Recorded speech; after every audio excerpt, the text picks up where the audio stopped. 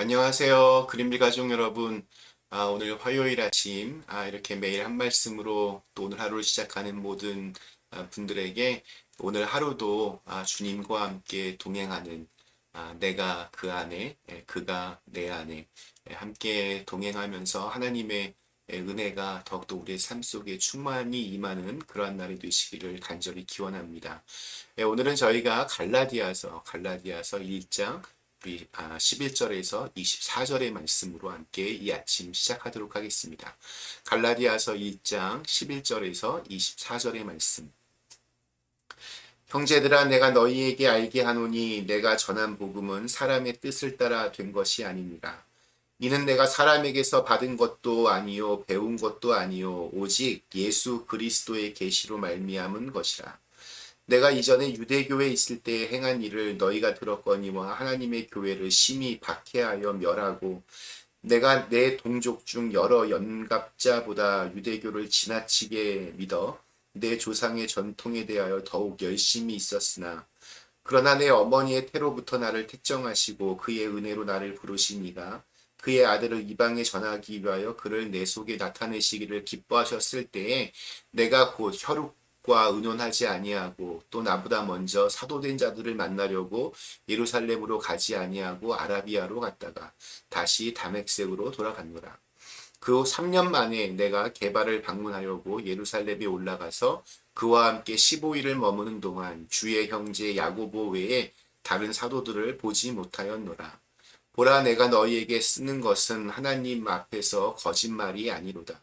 그 후에 내가 수리아와 길리기아 지방에 이르렀으나 그리스도 안에 있는 유대의 교회들이 나를 얼굴로는 알지 못하고 다만 우리를 박해하던 자가 전에 멸하려던 그 믿음을 지금 전한다 함을 듣고 나로 말미암아 하나님께 영광을 돌리니라. 아멘. 네, 세상에서 가장 변하지 않는 것, 어쩌면 그것은 사람일 것 같습니다. 그런데 그러한 사람도 변할 때가 있습니다. 바로 주님과 인격적으로 만나면 가장 깊은 곳에서부터 마음의 중심이 변합니다. 영혼이 변하면서 인생 전체가 바뀌어지는 놀라운 경험을 합니다. 생각이 바뀌고 가치관이 바뀌고 삶의 목적이 바뀌고 인생의 방향이 바뀝니다. 이 갈라디아서를 쓴 바울의 경우가 대표적입니다. 바울은 예수님을 만난 후 그의 모든 것이 다 바뀌었습니다. 특별히 인생의 방향, 그의 열심의 방향이 바뀌었습니다. 우리 13절과 14절의 말씀입니다. 내가 이전에 유대교에 있을 때에 행한 일을 너희가 들었거니와 하나님의 교회를 심히 박해하여 멸하고 내가 내 동족 중 여러 영갑자보다 유대교를 지나치게 믿어 내 조상의 전통에 대하여 더욱 열심히 있었으나 그는 어려서부터 배운 조상들의 그 전통인 율법에 자신의 인생을 걸었던 사람이었습니다. 그 열심이 너무 지나쳐서 교회를 핍박하고 예수 믿는 사람들을 죽이기까지 했습니다. 자신의 신념에 목숨을 건 나머지 다른 사람의 영혼을 소중하게 여기지 않았습니다. 자신의 의도와는 달리 하나님의 이름으로 하나님의 마음을 아프게 하고 하나님을 괴롭혔던 그러한 사람이었습니다. 그러던 바울이 예수님을 만난 후 정말 모든 것이 바뀌었습니다. 인생의 목적이 바뀌었습니다. 열심의 방향이 바뀌었습니다. 자신이 그토록 죽이려고 애썼던 예수 그리스도를 위하여 살고 예수 그리스도를 위하여 죽는 사람으로 그의 남은 평생을 그렇게 살았습니다. 주님과의 만남은 이렇게 사람을 근본적으로 변화시킵니다. 예수님을 만나면 대표적으로 달라지는 것이 있습니다. 바로 십자가입니다. 예수님을 만나면 그분을 나의 구주로 영접하게 되면 달라져 보이는 것이 바로 십자가입니다. 유대인에게 십자가는 저주의 상징이었습니다. 그러나 예수님 때문에 십자가는 이제 나를 용서하신 구원의 증거가 됩니다. 오늘날에도 이렇게 보면 예수님을 만나지 못한 사람들에게 십자가는 나와는 상관이 없는 그저 기독교의 상징일 뿐이고 또 때로는 멋으로 이렇게 차고 다니는 십자가 목걸이에 불과하고 무슨 호러 영화 같은 곳에서 악령을 쫓아내는 부적과 같은 것에 지나지 않을 겁니다. 그러나 예수님을 만나면 그분의 은혜를 깨닫게 되면 십자가는 나를 향한 하나님의 용서이며 사랑이며 은혜입니다. 내가 평생 사랑하며 전할 복음의 내용이 됩니다. 바울은 그러한 사람이 되었습니다. 세상에서 가장 큰 기적은 나 같은 죄인이 예수를 믿어서 죄 용서를 받고 구원을 받아 하나님의 자녀가 된 것입니다. 이건 정말 기적입니다. 은혜입니다. 그런데 이렇게 십자가의 사랑을 통해 은혜의 눈으로 보니까 과거의 시간들까지 사실은 하나님께서 나를 기다리신 시간들이었음을 깨닫게 됩니다. 우리 15절, 16절 말씀입니다.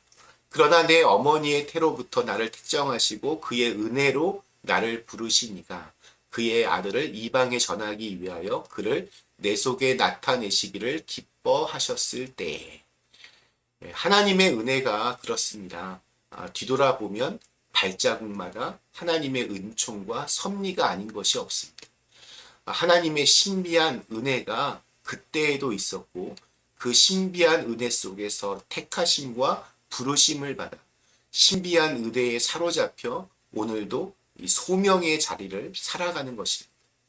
이렇듯 예수님과의 진실한 만남은 은혜로 과거를 해석하고 은혜로 오늘을 살아내며 은혜로 내일을 바라보게 합니다.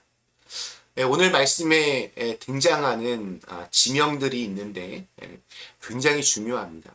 바울이 주님을 만난 뒤 그가 어떻게 살았는지를 상징하고 있기 때문입니다. 우리가 머무는 그 장소, 지금 기웃거리는 그 장소가 어디인지 이것이 지금의 내 영성에 있어서 굉장히 중요합니다.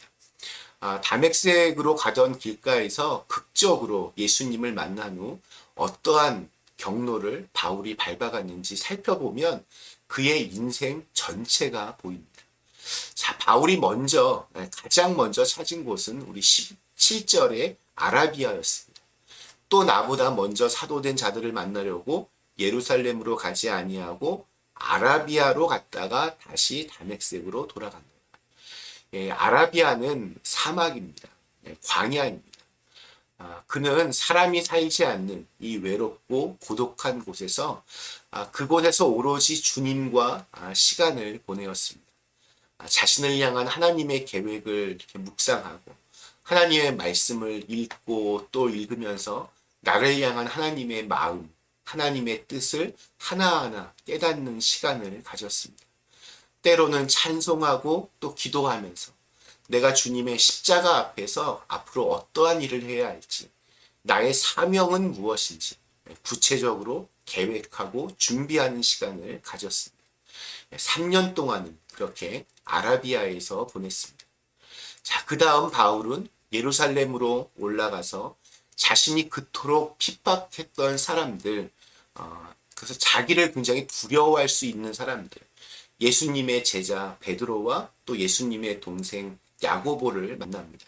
18절, 그 후 3년 만에 내가 게바를 방문하려고 예루살렘에 올라가서 그와 함께 15일을 머무는 동안 아마 바울이 과거에 자신의 그 잘못을, 그 지나친 열심을 아마 사죄했을 것이고 또한 그들의 생생한 예수님에 대한 증언을 들었을 것입니다.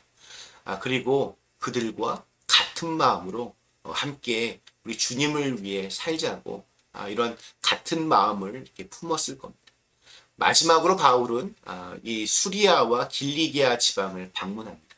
우리 21절, 그 후에 내가 수리아와 길리기아 지방에 이르렀으나 바울은 비로소 그곳에서 전도자로서의 자신의 사명을 감당합니다.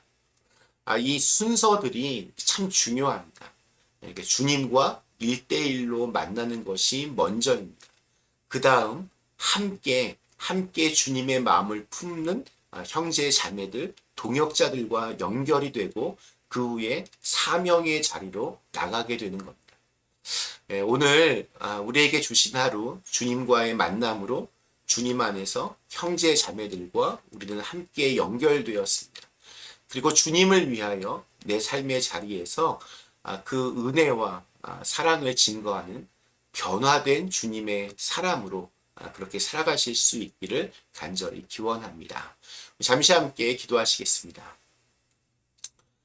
좋으신 하나님, 우리의 인생은 돌아보면 정말 하나님의 은혜가 아닌 것이 아무것도 없습니다.